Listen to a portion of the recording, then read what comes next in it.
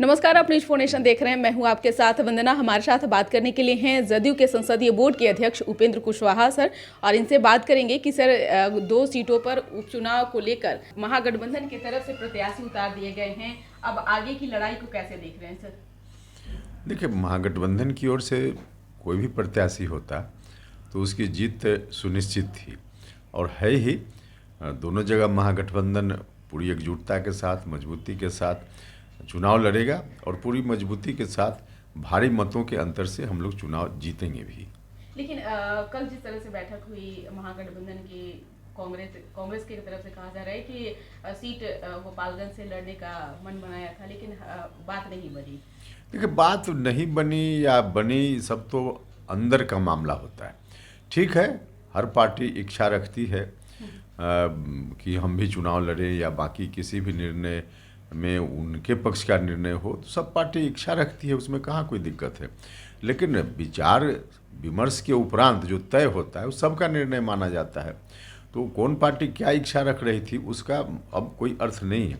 सब पार्टी ने मिलकर तय किया, महागठबंधन ने मिलकर तय किया। कल देखा है आपने भी कि महागठबंधन की ओर से कैंडिडेचर का अनाउंसमेंट हुआ, तो सब पार्टी उसमें शामिल है, उसमें कहाँ कोई दिक्कत है। लेकिन बीजेपी का कहना है कि राजद जो है बिहार से कांग्रेस को सफाया करने में लगी हुई है। अरे, 2 सीट को लेकर ऐसा थोड़े होता है। तब तो पिछली बार जो उपचुनाव हुआ था, जब हम लोग थे बीजेपी के साथ तारापुर में और कुशेश्वर स्थान में, तो दोनों जगह वहाँ जेडीयू का उम्मीदवार था। तो उस वक्त हम लोग कहते या कोई कहता कि बीजेपी साफ हो गई, तो ऐसा नहीं होता है। वो तो पर्टिकुलर कोई खास चुनाव क्षेत्र में चुनाव होता है, तो उसको लेकर के इस तरह का विश्लेषण तो बिल्कुल फालतू की बात है ना। सर, एक सवाल ये भी है कि संजय जायसवाल पहले की वीडियो जो है वो जारी कर रहे हैं सोशल मीडिया पर नीतीश कुमार को लेकर, जब एनडीए की सरकार थी बिहार में, तो क्या ये सही है? देखिए, पुराना वीडियो अगर जारी होने लगे तो प्रधानमंत्री जी के खिलाफ क्या क्या बात देश में हो रही थी और किस रूप में, अभी जो मंत्री भी हैं भारत सरकार में एक आध, उनकी ओर से आरएसएस के बारे में क्या कहा जा रहा था।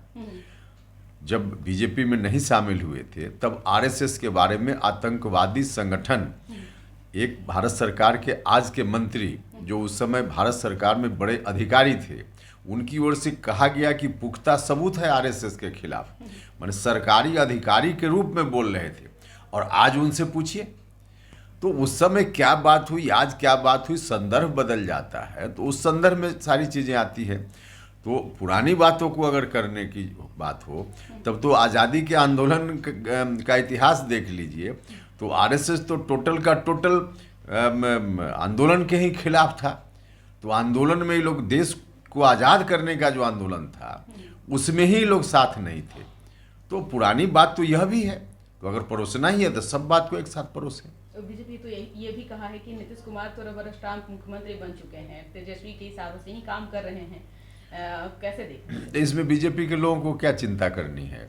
अगर कुछ भी है तो उनके लिए तो, अगर ऐसा है तो और अच्छी स्थिति है। देखिए, फालतू की बात करते हैं। नीतीश कुमार जी जहाँ भी नेतृत्व कर रहे हैं, सब लोगों को मालूम है, नीतीश कुमार जी को जो उचित लगता है जनहित में, राष्ट्रहित में, वही फैसला लेते हैं। किसी के दबाव में कभी भी नीतीश कुमार जी ने न फैसला लिया है, न आज ले रहे हैं, न आगे लेंगे। अगर देखा जाए एक महागठबंधन में तो ऑल इज वेल है सर, क्योंकि सीटों को लेकर के थोड़ा सा नहीं, कोई सीटों को लेकर कुछ मामला नहीं है। पूरे तौर पे ऑल इज वेल है, और है ही नहीं, आगे भी ऑल इज वेल रहेगा। उसमें बीजेपी के लोग कुछ भी मन में लड्डू ले आवे, कोई फर्क नहीं पड़ेगा। बीजेपी ने चैलेंज भी कर दिया है कि अगर हिम्मत है तो नीतीश कुमार चुनाव लड़ा लें।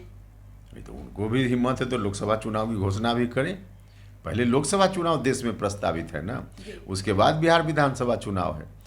2024 के बाद 2025 आता है। तो अगर 2025 के चुनाव को अभी कराने की बात कर रहे हैं तो 2024 का चुनाव पहले करा दें, फिर 2025 वाला चुनाव भी अभी हो जाएगा। ये दोनों सीट जो है तो दोनों सीट महागठबंधन के खाते में ही जाएगी। हाँ, पक्का, इसमें कहीं कोई दिक्कत नहीं है। दोनों सीट महागठबंधन के खाते में जाएगी। अब रिजल्ट का इंतजार बीजेपी के लोग कर लें। बहुत बहुत शुक्रिया।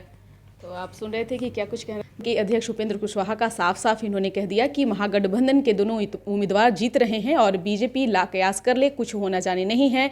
चुनौती अगर दे रहे हैं मुख्यमंत्री को तो मैं भी उनको चुनौती देता हूं कि लोकसभा का चुनाव कराने की वो घोषणा करें। देखने वाली बात होगी कि जो उपचुनाव होने हैं उसका परिणाम क्या होता है, ये तो भविष्य के गर्भ में है। लेकिन फिलहाल दोनों प्रत्याशी जो हैं, दोनों चाहे महागठबंधन की चाहे फिर बीजेपी के, क्या कुछ खबरें निकल कर सामने आएगी वो भी हम आप तक जरूर साझा करेंगे। इस पर बस इतना ही। बने रहिए न्यूज़ नेशन के साथ। धन्यवाद।